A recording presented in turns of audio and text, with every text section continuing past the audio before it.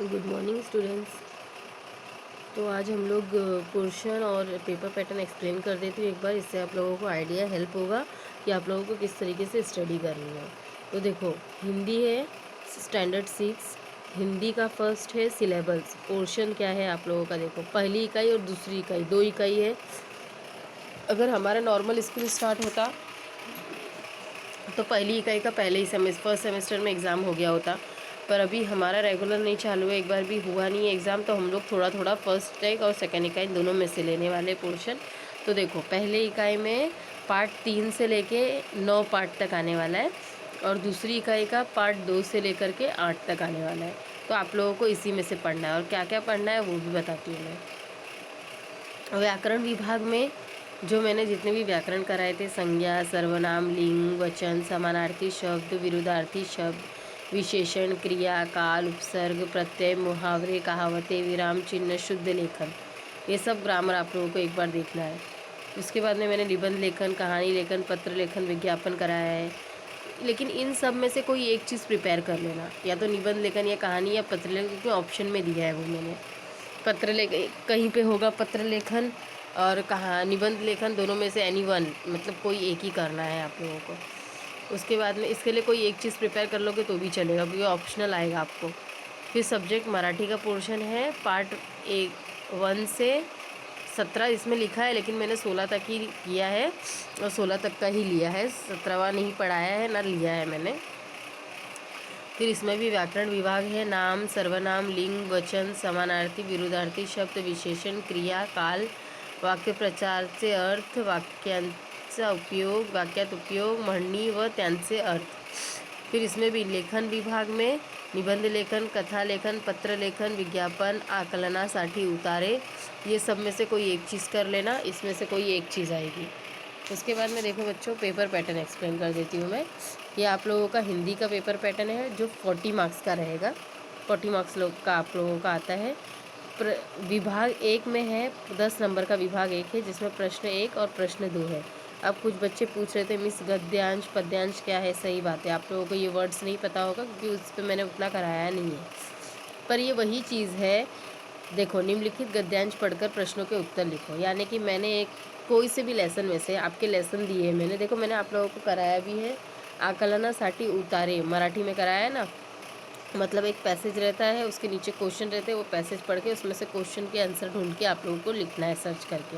वही चीज़ सेम है इसमें। मैंने आपका जो लेसन है उसमें कोई एक लेसन में से कोई एक पैसेज लिया है मैंने, और उसके ऊपर 5 क्वेश्चन बनाए हैं, एक मार्क्स के एक है, और वो 5 क्वेश्चन के आंसर आपको उसमें से ढूंढने हैं और लिखने हैं। मतलब आपके सामने ही आंसर होगा, आपको सर्च करना है और लिखना है, क्योंकि सब क्वेश्चन आंसर सब एमसीक्यू टाइप ही हम करा रहे हैं। तो एमसीक्यू टाइप है, तो ये एमसीक्यू टाइप ही हो गया, सामने ही आपको ढूंढ के लिखना है। फिर पद्यांश, पद्यांश उसको बोलते हैं बच्चों कविता।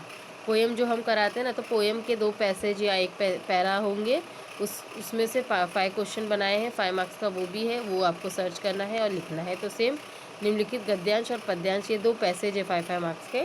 पद्यांश यानी कविता वाले, और गद्यांश यानी ये लेसन वाले, कहानी वाले।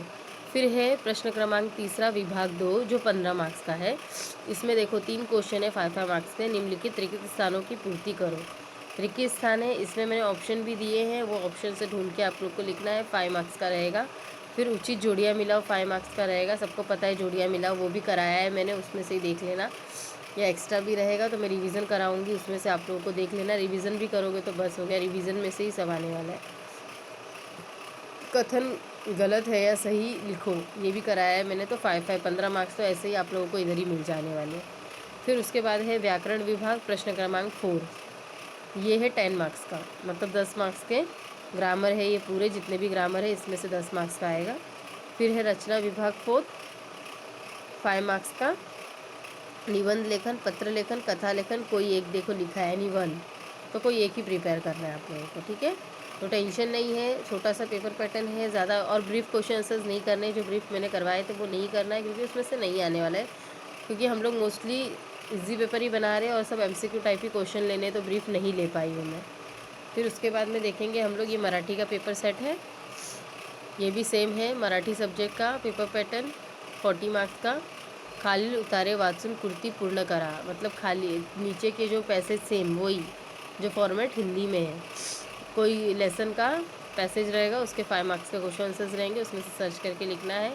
फिर पद्य विभाग यानी कोई पोएम का रहेगा, उसमें से आपको पढ़ के आंसर लिखने हैं 5 मार्क्स के, तो 10 मार्क्स का ये हो गया आपको। फिर प्रश्न क्रमांक तीसरे का रिकामी जागा योग्य शब्द भरून लिहा, रिकामी जो रिक्त स्थान है वो भर के लिखना है 5 मार्क्स का। जोड़िया जुड़वा, जोड़िया लगाना है, और याद रखना जोड़िया जुड़वा वो लाइन नहीं मारना है, बीच में आंसर के स्पेस दिए मैंने, वहाँ पे आंसर लिखना है सबको।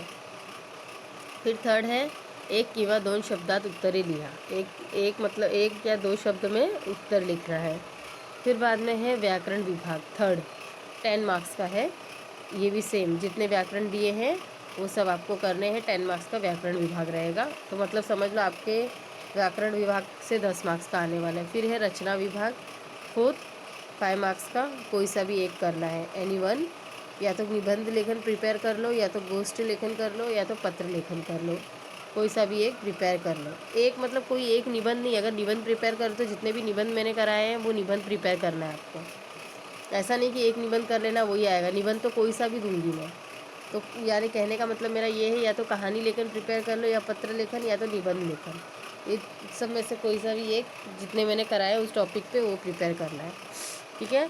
तो ये आप लोगों का है पोर्शन और हिंदी मराठी का पेपर पैटर्न। तो आशा करती हूँ कि आप लोगों को अभी अच्छे से समझ में आया होगा कि क्या क्या आने वाला है, तो कन्फ्यूज़न नहीं होगा आप लोगों को, है ना। इसलिए मैंने एक बार अच्छे से एक्सप्लेन कर दिया। और सैटरडे को मैंने लेसन डाला था, वीडियो डाले थे, वो सब ने कंप्लीट किया। एक्चुअली सैटरडे को तो हॉलीडे रहता है आप लोगों को, लेकिन फिर भी मैंने सोचा कि वो वीक में हम कंप्लीट कर लेते। फिर अब हम कल से क्या करेंगे, रिवीजन करेंगे। तो वो वाला अगर जिन्होंने नहीं किया है तो वो आज सब लोग कंप्लीट कर ले, फिर कल से मैं रिवीजन स्टार्ट करूँगी। ओके, तो टेंशन लेने की ज़रूरत नहीं, जो रिवीजन है वही आपको फटाफट करना है। और रिवीजन हो सके तो अपने बुक में लिखोगे तो आप लोगों को अच्छा रहेगा लर्न करने के लिए। So bye students and take care.